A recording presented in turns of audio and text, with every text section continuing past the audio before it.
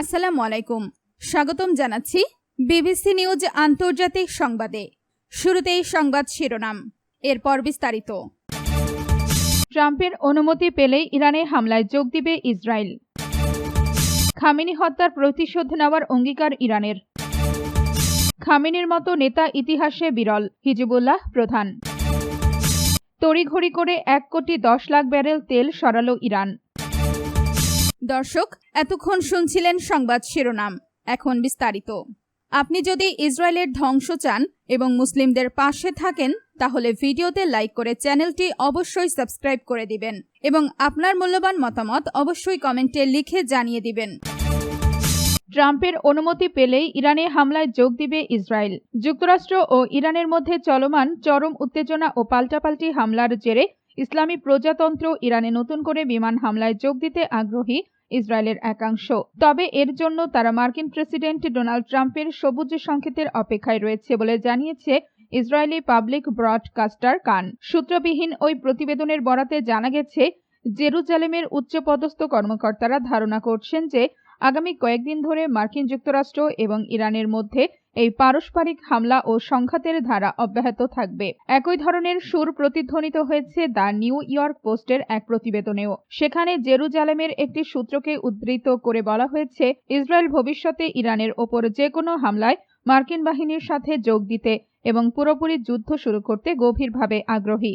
আপনি যদি ইসরায়েলের ধ্বংস চান এবং মুসলিমদের পাশে থাকেন, তাহলে ভিডিওতে লাইক করে চ্যানেলটি অবশ্যই সাবস্ক্রাইব করে দিবেন এবং আপনার মূল্যবান মতামত অবশ্যই কমেন্টে লিখে জানিয়ে দিবেন।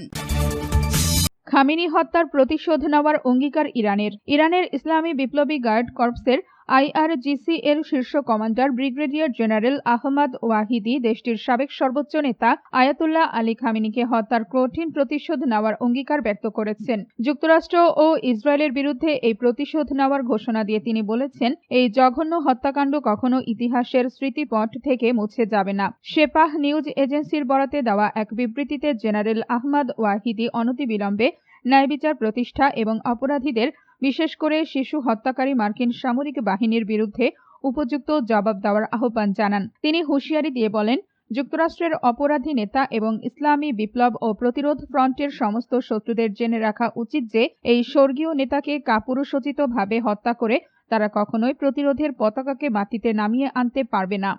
আপনি যদি ইসরায়েলের ধ্বংস চান এবং মুসলিমদের পাশে থাকেন, তাহলে ভিডিওতে লাইক করে চ্যানেলটি অবশ্যই সাবস্ক্রাইব করে দিবেন এবং আপনার মূল্যবান মতামত অবশ্যই কমেন্টে লিখে জানিয়ে দিবেন।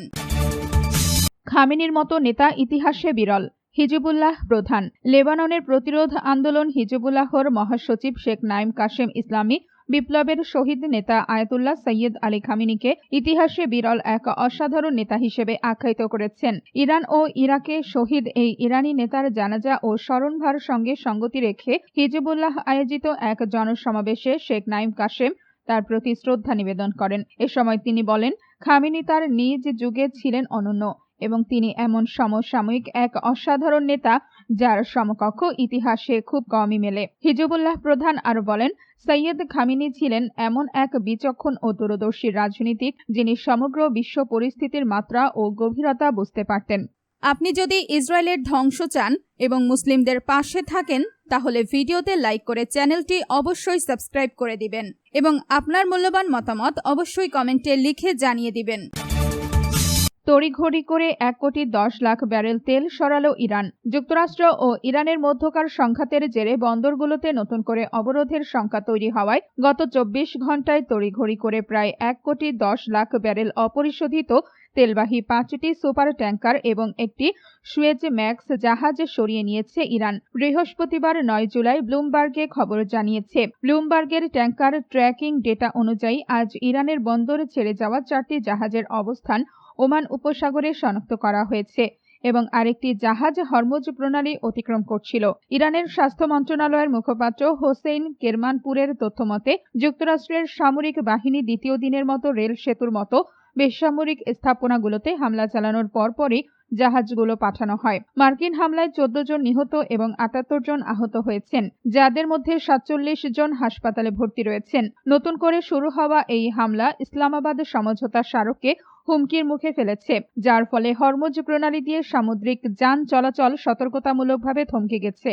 আপনি যদি ইসরায়েলের ধ্বংস চান এবং মুসলিমদের পাশে থাকেন, তাহলে ভিডিওতে লাইক করে চ্যানেলটি অবশ্যই সাবস্ক্রাইব করে দিবেন এবং আপনার মূল্যবান মতামত অবশ্যই কমেন্টে লিখে জানিয়ে দিবেন।